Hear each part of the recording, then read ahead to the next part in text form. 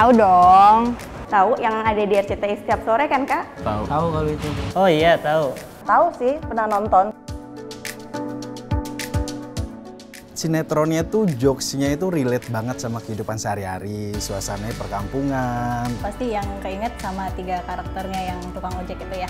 Lebih ke persahabatan 3 orang cowok tentang perjuangan hidup mereka banget. Cerita sedih lucu, sedih dan lucu. Drama komedi gitu sih. Sitkom ya? Sitkom.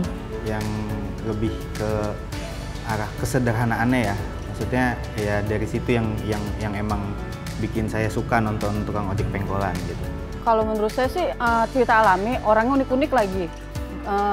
PD-nya kelewat PD, gantengnya luar biasa. Tapi bikin lucu itu saya. Aku taunya nggak pernah ada malamnya sih itu film. Satu yang identik banget TOP itu ininya emak ya yang seperti itu. Melepaskan lelah setelah pulang kerja tuh sambil ketawa-ketawa gitu. TOP kan termasuk sitkom yang udah lama banget ya. Jadi mulai dari anak gue baru lahir sampai sekarang, sampai dia masuk ke SD, ya udah itu sitkom mulai berdiri. Jadi gue inget banget.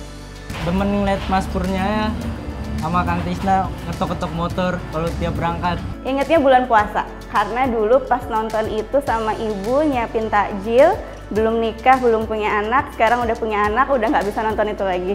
Dulu dari ada orang tua ya nontonnya bareng, sampai orang tua nggak ada. Jadi oh iya dulu nonton sama tante nih, sekarang udah nggak ada. Dari si ojaknya begini sampai ceritanya kan berkembang terus tuh ya. Iya. Kebetulan suami saya juga tukang ojek ya, jadi suka yang mangkal-mangkal gitu kali ya. Pasinnya si Mas Pur yang ditinggal sama Novita ya kalau nggak salah. Itu kan sedih banget terus pergi ke Semarang. Itu sih waktu itu. Barengan sama situ Denok, anak saya tuh. Saya hamil, si Denok juga hamil. Paling ingetnya ya sambil nyantai sama anak-anak, sama istri nyantai sore. Waktu zaman sekolah, temen aku mempraktekkan sebagai kayak tukang bubur kacang hijau. Itu mirip banget sama yang di sinetron. Bubur kacang hijau. Kadang-kadang mohon maaf, saya kadang, apaan sih orang jelek ditonton, tapi lucu.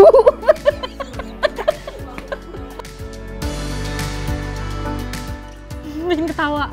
Karena menghibur, lucu-lucu yang mainin perannya. Karena jam tayangnya menurut saya pas ya untuk kayak saya yang kerja kantoran.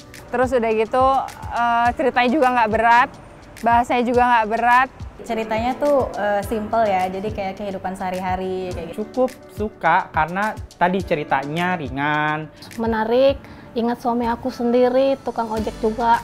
Kritik sosialnya dapet pelan tapi kayaknya dalam banget. Apalagi kalau misalnya si emak udah nyinyir, itu kayak gue banget sekarang sebagai ibu-ibu gitu loh. Ceritanya itu lebih ke arah kehidupan nyata ya.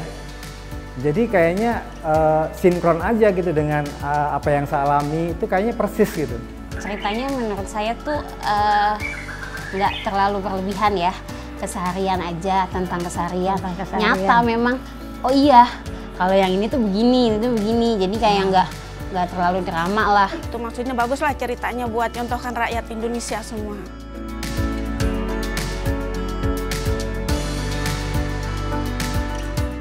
Yang terakhir-terakhir ini waktu Po Edah ini kenapa ini sakit ini diketek ya, ada benjolan itu. Kasihan sekali kan telur gulungnya nggak laku. Suaminya Pak Eda itu ngaku kalau dia nggak kerja gitu. Itu kan di satu sisi sebenarnya kita yang nonton kayak lucu, tapi untuk kita yang masih udah mama gitu kayak suami gue nggak kerja dan harus menerima kenyataan itu kenapa sebabnya akhirnya Pak Eda kerja keras buat ngasilin duit sendiri. Pada saat Mbak Denok nggak ada umur, karena pas Bang Ojak nangis tuh kayak dapet banget gitu, kayak ngerasa aja kebagi nangisnya. Mas Pur manggil Ani sih, tiap jemput Ani gitu. Kalau saya yang tadi itu yang pas Mas Pur ditinggal sama Novita itu yang paling terkesan sih. Sosok si Bapak Fauzan yang memang kayaknya memberi warna baru nih Tentang Babe mancing sama kawannya, karena sering bertengkar. Adegan pas Mas Pur nikah, itu sih yang itu kan sempat viral tuh. Bapak Paujannya jadi ustadz, ganteng banget. berangkat gitu tuh. Sampai anak saya kalau ngantar sekolah ke belakang nepok nih, "Mi, berangkat." "Iya, saya berangkat." Gitu kalau ngantar sekolah itu ke bawah itu. Jadi tren. Kenapa bisa panjang? Karena TOP konsepnya nggak ada titik di mana target titik tertentu yang kita tuju gitu. Nggak seperti sinetron lain atau serial lain yang punya konsep pada suatu titik mereka harus tamat. Pada satu titik karakternya berhasil mencapai apa yang dia inginkan. Kalau di TOP, ketiga tukang ojek pengkolan ini sama seperti tukang ojek yang lainnya gitu. Ya hidup aja, bagaimana mereka menghadapi keseharian, bagaimana mereka menghadapi kesulitan-kesulitan keuangan atau masalah keluarga dan antar pertemanan seperti itu. Jadi penulisan TOP sendiri tuh kita berdasarkan cerita itu gitu.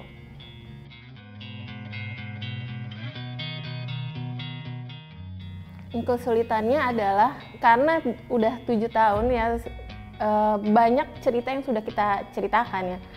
Kan nggak mungkin kita menceritakan Ojak atau Tisna atau Purnomo yang ya udah ngojek aja terus. Itu aja dari 7 tahun ini kita udah menceritakan berbagai macam penumpang.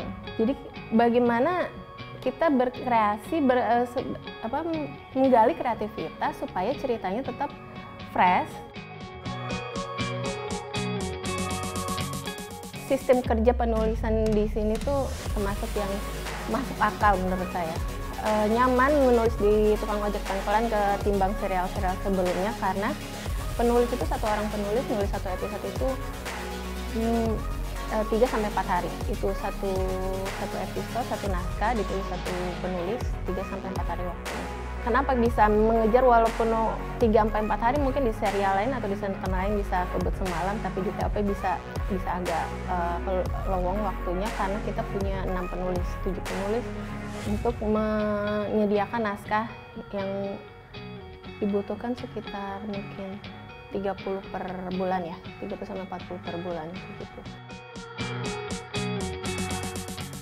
Tidak terasa ya bahwa tukang ojek pengkolan ini sudah sampai saat ini, sampai tahun 2022 dimulai dari tahun 2015. 7 tahun TOP artinya bagi saya ya berkah sih kalau di saya ya. Saya pribadi ya sebagai Andri memandangnya ya sama dengan ke anak saya sendiri. TOP itu merupakan titik balik dalam hidup saya gitu. Berkah buat saya, Allah ngasih rezeki melalui Bang Aris. Bang Aris ngajak saya ngerezeki ke anak saya gitu, tapi melalui Bang Aris gitu. Yang saya harapkan adalah penonton masih mau terima sinetron tukang ojek pengkolan, itu pertama. Kedua, semua yang terlibat di dalam itu sehat, ya sehat dalam jasmani dan segala macam, karena apalagi terutama kreatif ya. Pak Aris Nugraha yang diberikan kesehatan karena leadernya ada di beliau gitu kan, kuncinya ada di Pak Aris Nugraha. Jadi ya doanya hampir sama tiap tahunnya seperti itu gitu, nggak ada doa yang berbeda. Bagi saya sekarang saya pengennya ini tetap menjadi satu tontonan yang berkualitas, memberikan warna dan bisa mendapatkan tempat di hati pemirsa. Itu kalau menurut saya pengennya begitu gitu. Tukang ojek pengkolan membawa berkah buat kita semua dan saya berharap tidak berhenti sampai saat ini saja. Jadi biarkan tukang ojek pengkolan menjadi bagian dari kehidupan masyarakat Indonesia dan terus menebarkan kebaikan. Sekali lagi selamat buat tukang ojek pengkolan. Mas Aris, top. Terima kasih untuk kerjasamanya selama ini.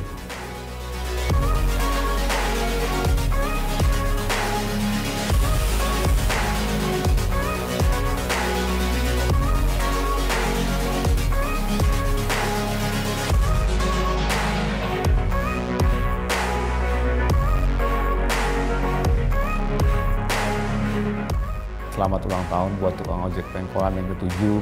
Wilujeng tepang tahun kangge tukang ojek pengkolan anu ka-7 tahun. Selamat ulang tahun buat sinetron tukang ojek pengkolan. Selamat ulang tahun buat tukang ojek pengkolan yang ke-7. Tukang ojek pengkolan tetap menjadi tontonan yang membawa tuntunan dan berguna bagi masyarakat Indonesia. Semoga terus maju, ada lagi 7 tahun berikutnya, tambah lagi 7 tahun, tambah lagi 7 tahun, sampai semuanya tidak memungkinkan lagi untuk melakukan pekerjaan tukang ojek pengkolan. Amin. Ada yang bertanya, apa rahasia TOP sehingga episodenya menjadi begitu panjang? Sampai saat ini sudah memasuki tahun ke-7 dan sudah mencapai lebih dari 3.200 episode. Tidak ada rahasia, semua sama seperti sinetron lain. Cara menulis skenarionya, cara memproduksinya, juga para pemainnya. Mungkin yang membedakan, rezeki kami jauh lebih baik. Itu yang harus kami syukuri, alhamdulillah. Dan pada kesempatan ini, di tahun ke-7 TOP, saya mewakili teman-teman produksi, mewakili teman-teman tim kreatif, mengucapkan terima kasih kepada semua pihak yang sudah ikut melahirkan, merawat, dan membesarkan TOP teristimewa, kepada para penonton yang masih setia sampai hari ini.